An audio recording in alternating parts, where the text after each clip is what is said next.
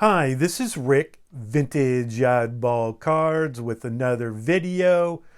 Today on the agenda, well, first off, Happy New Year. I'm making this video on New Year's Day. Hopefully everyone has a great 2022. Looking forward to Atlantic City National. But also, before we get started there, is there anyone for the National, does anyone have any recommendations for hotels in Atlantic City? I've never been to Atlantic City National, so definitely comment down below if you've been there or any recommendations. Starting to think about purchasing tickets and hotel rooms. So anyway, that's a whole different thing. But today on the agenda, I'm going to show you a couple low pop Babe Ruth cards. Of course, the photo of the day, a Babe Ruth photo. And also, I've never really done this before, a little hobby talk. I've been watching some investor videos recently, and just some comments that I commented on some of the videos and some of what I got put back in my face. So anyway, let's start with a 1933 Sports King Babe Ruth card. Now, the Sports King 1933, it was a Gaudy gum issue, 48 cards in the set, 18 different sports were included or represented in the set. You can see this one here definitely has rounded corners. I picked this one up 2 years ago on Christmas Eve, and prices have really skyrocketed on Babe Ruth cards, 5, 6, 7-fold compared to what I paid for this particular card. Kind of scarce. SGC's only graded 248 of these. On the back here, you're going to see it's not the best back in the world, but mentioning Sports Kings. Very similar to the 33 Gaudis, same kind of size and size and shape of a Gaudy card. The only 3 baseball players in the set is the Ruth here, also Cobb and Carl Hubble, the meal ticket from the Giants. So those are only 3 baseball cards in the set. Just a great set to own one of the cards, but especially a Babe Ruth here. The 1933 Sports Kings. Now I do have the one of the wrappers here, Sports King wrappers, original wrappers. You're going to see a bunch of numbers here, 1 through 8, representing different sports. And up here, you're going to see it's numbered 1 through 8. What you would do was you would cut out all the numbers except for 1. And the one you did not cut out, you would return the wrapper with 50 different other wrappers, and you would receive a photo. So for instance, if you left the number 1 on the wrapper, you would receive a Jack Dempsey photo. So really cool Sports Kings wrapper. Now, the other card I'd like to show you is definitely rare, and this is a 1934 Worldwide Gum card.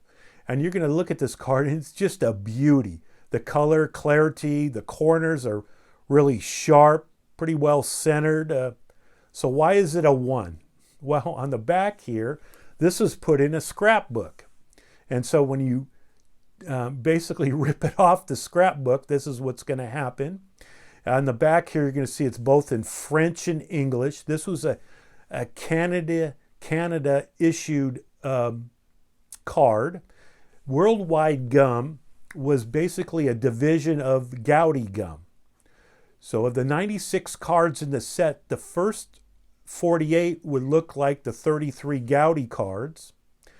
The last 48 would look like the 34 Gaudy cards. As many of you know, the 34 Gaudy cards did not include a Babe Ruth card. So 34 Worldwide Gum did. just a beautiful card. And why, the reason probably why this card looks this way is because it was in a scrapbook, and the scrapbook basically protected the card. So really rare. I would say, looking it up, I saw 65 of these were graded by PSA, only 29 of them graded by SGC. Just a beautiful card to own and have in my collection. So Worldwide Gum 34 Babe Ruth card. Just beautiful, beautiful card. Now, the photo of the day is another Babe Ruth photo here. And that is of, you'll see here, it's a July of 1926. In the photo here, you have some sports icons here. You got Christy Walsh here. You got Babe Ruth. You have Newt Rockne, the great Notre Dame coach, and Pop Warner, the great Cornell coach. And really cool to own this photo in my collection here of some sports greats.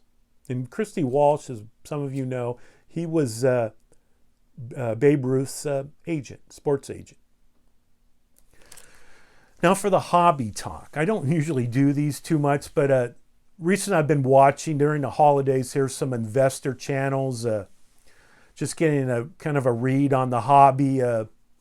I don't collect a lot of modern cards except for players I enjoy or players on my team. That's how I used to collect as a kid. So I pretty much kept to that format. For instance, Steph Curry here. I have most of his rookie cards, and his cards have really skyrocketed in prices nowadays. And I'm not going to sell any of his cards. I was just lucky enough to enjoy collecting Steph Curry cards. But I see these investor channels. There's one person that's dressed up in a holiday outfit and snow's coming from the ceiling, and he's pimping products and just has very limited hobby knowledge, especially history hobby knowledge. And they're telling you to buy, top 10 this and top 10 that. And a lot of these cards, they're just average players. For instance, a Jordan Poole. I'm a big Jordan Poole fan. I'm a big Warriors fan. And I have a Jordan Poole rookie card, but I'm not going to spend, let's say I'm not a Jordan Poole fan or not a Warrior fan, I'm not going to spend $1,000 on a Jordan Poole card when I have zero interest in him. And 10 years from now, he's just going to be another player. He's a good player. He might be even better than a good player, but he's going to be a sixth man on the Warrior team when Klay Thompson comes back. And it's just like a pyramid scheme. People are telling you to buy, let's say, a Jordan Poole card, and well, he has a great game, his prices go up, you can flip it, but somebody's going to own this card 10 years from now, and it's going to be worth $10, if that. So again, I'm not saying, you collect what you want. I'm just saying I collect players, teams, players I enjoy, GOATs. In the long run, I think you're going to be happy. So I commented on one of these channels saying, hey, they're talking about some people are losing their shirt on some of these cards, the dip and so forth. And I commented, collect what you like, collect what you love, and you won't be disappointed. And collect pre-war, you're not going to be disappointed. And I get these comments from these people that I don't know saying, you can't make any money on pre-war. Who likes pre-war? Basically this and that, called me an old geezer and so forth. But heck, I just have a lot of history in the hobby. And again, I keep saying this, but collect what you like. I'm just giving you my own take on the matter. Some people are losing. God, they don't have the money to spend, and these channels are telling them to buy this and that, and heck, they ruin their savings and so forth. But you don't have to collect, and the last couple years I've collected pre-war cards. I kind of move and zig and zag. I'm collecting photos also. I kind of got bored with I love the 50, 60, and 70 cards. I kind of grew up on that. I have most of the rookies already, so I've kind of moved to pre-war, and you're not going to be disappointed with pre-war. Some of these cards, they're so scarce, it totally avoided the dip because there wasn't one sold during the dip. You don't have to buy a Babe Ruth card like the ones I've shown you. You can buy, heck, you can buy a Luther Taylor card, T206 card. As on here it says Dummy Taylor. That's what they used to call someone that was deaf back then. I mean, this guy has a great history. This is a 100-year-old card. Him and William Hoy, Dummy Hoy, they basically changed the game. That's why we have, catchers giving signals and third base coaches giving signals because of someone like him. He was a very good pitcher. Bugs Raymond. This card I probably bought for $20. It's a 4, maybe it's $100 now. I mean, you're going to make a little bit. You're not going to make a killing, but it's something I enjoy. Bugs Raymond, just a crazy guy, a drunk, basically left a game, I believe in Chicago, got pulled out of a game. And of course, if you've been to Wrigley Field, all the bars around there, walked across the street with his uniform on and got drunk. Missed a game because he wanted to see the circus in town. Just a kind of a great story, but a very good pitcher. I have Hal Chase here. I have a little history with Hal Chase. He's buried in the cemetery. Some of my family members are buried in. He went to a school, Los Gatos High School, very close to my house. Very good player. Might be the best first baseman of all time, but he cheated on baseball. He was kicked out of baseball. John McGraw kicked him off the team. So it has a great story to it, something I enjoy. Now, I know there's, people enjoy investing, which is fine and so forth, but some people, collect what you enjoy. In the long run, I think you're going to be happy. Lastly, I know I'm rambling on here. Lastly, I recently commented on another channel. They kind of mentioned history, but it's more of a modern guy.